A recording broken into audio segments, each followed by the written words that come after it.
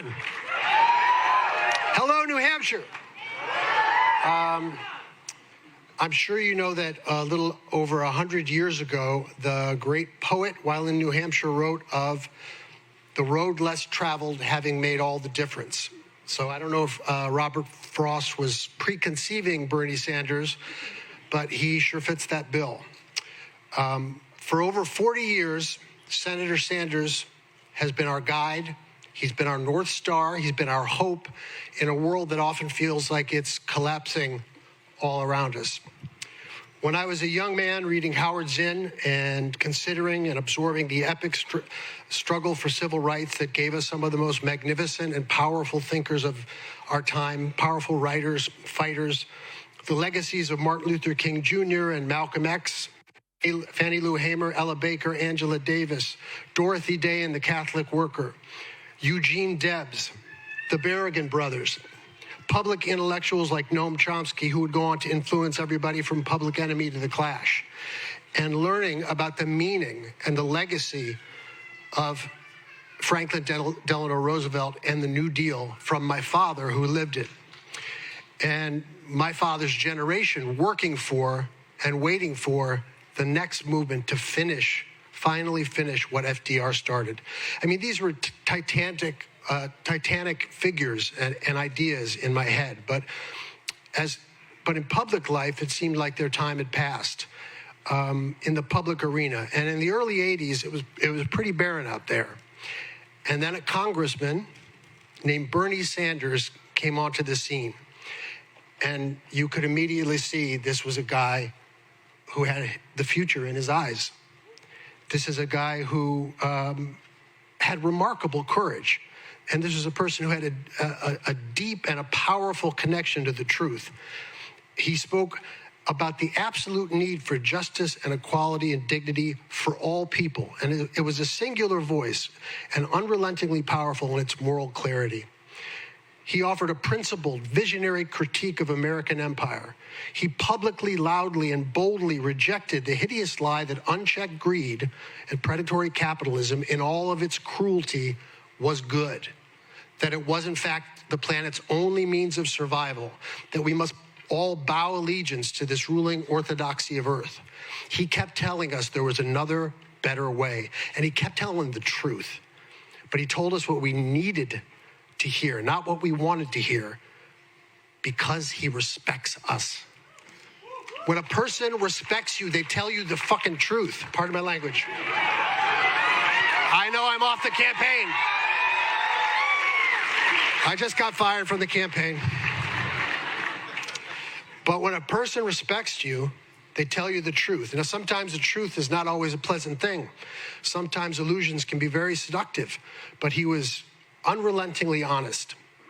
And as it is with truth tellers, he was often speaking his truth alone, sometimes famously and literally a lone man in an empty chamber house bearing witness for the victims of another war built and sold on lies.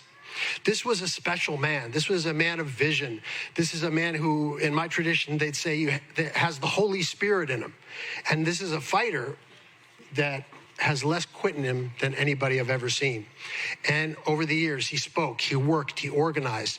He wouldn't go away. He had made himself a most troublesome man for those in power. He was not obedient. He did not bow down to the almighty dollar.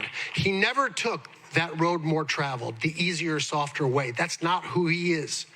And over the coming 40 years, it became clear to us, a lot of us anyway, that he was one of the true inheritors of the mantle of the great American voices for justice.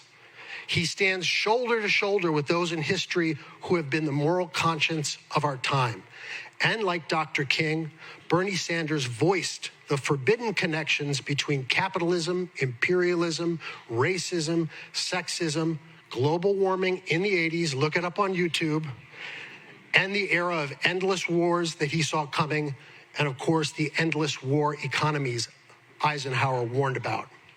And for 40 years, we've endured this neoliberal class war from above. And for 40 years, Bernie Sanders has been there fighting back. You know what? For 4 decades, Bernie was right.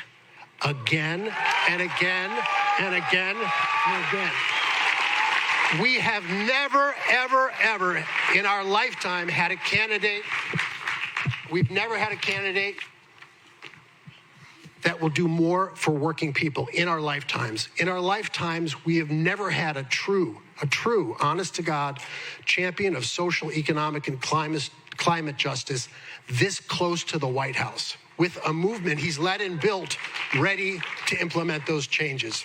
His critiques of neoliberalism, right, the era, that 40-year era, was right and it was true. And his prophetic warnings have come to pass. The planet is faltering in the face of relentless corporate plunder, and the billionaires are tightening their stranglehold on public policy, and sadly, violence and fascism and poverty is spreading across the globe. The 40-year assault has been defined by these trends, and the ruling ideology oversaw the greatest upward redistribution of wealth in this country's history.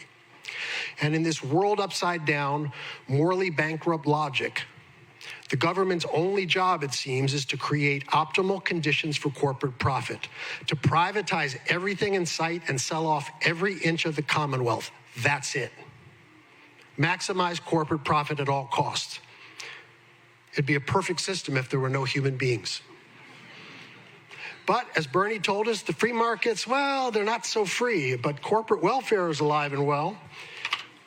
And our system, it seems, the overriding principle is socialize the risk, privatize the profit. It's sort of like the gangster movie when the guy says, screw you, pay me. It's an economy of screw you, pay me. The whole deadly political circus is about greed. It's a social contract of fear, cruelty, and greed. Unchecked capitalism is the issue. Class is the issue. And now runaway equality has created a world where 62 people own as much wealth as the poorest half of the world's population. And it's very long-winded, but this is just a long-winded way of saying Bernie saw it all. He saw it all coming. And in the age of Twitter and 2-second histories, Bernie Sanders has been saying what is only now considered fashionable for 40 years. But he said it for decades when he was greeted with ridicule and hostility and scorn. This is what makes him prophetic.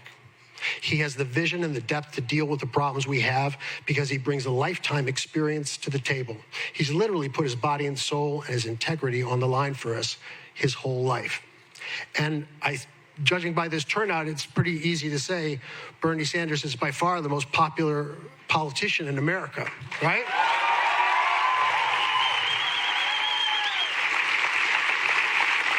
And the good news is, if you haven't heard, but this very same guy, the guy with the future in his eyes, filled with his spirit, filled with compassion, filled with love, with a fierce love for human beings, happens to be leading a revolutionary movement that is unprecedented in American history. Truly. That should have gotten more applause because we have to take back the meaning of the word revolution. We're not talking about a Nike commercial. We're not talking about a can of soda. We're talking about a radical redistribution of economic and political power, a real revolution.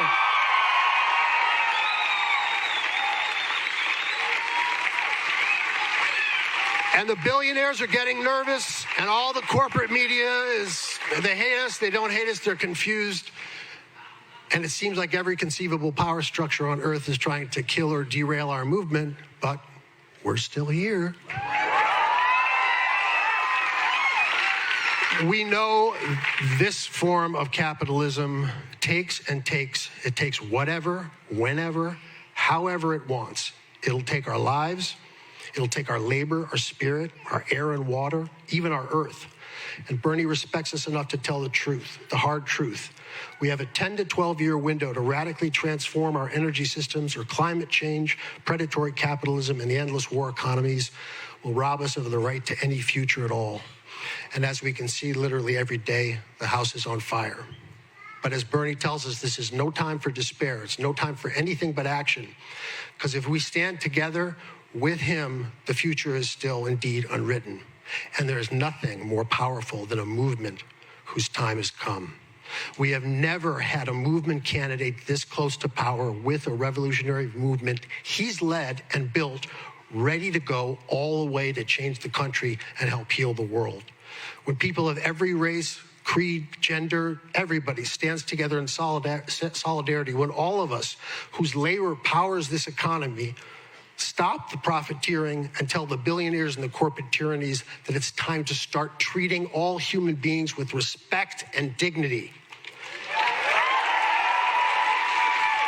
A few examples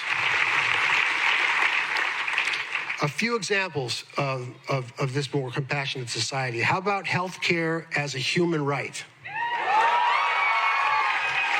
Medicare for all. So if you live in this country and you get sick, you don't have to be a rich person to go to the doctor. And if you want to get an education, you don't have to go into a modern-day debtor's prison. That's not such a radical ask.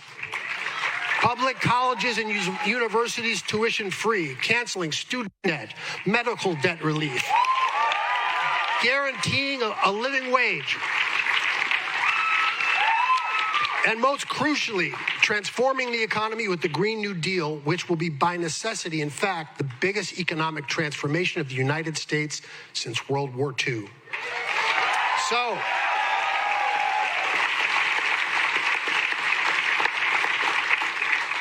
has the world caught up to Bernie Sanders' moral vision? Yes? Look, it's up to us, but there are some encouraging signs. The corporate media, as I said, they used to hate us, and then they ignored us, and then they acted like we weren't there, and now they just seem really confused about us. Wall Street hates us. Drug companies hate us. Insurance companies, hate us. Fossil fuel companies, military-industrial complex, and the 1% of the 1%. No, they don't hate us. You know what it is? They fear us. Do you want to know why? Because we're going to take on their greed and their corruption, and we're going to win.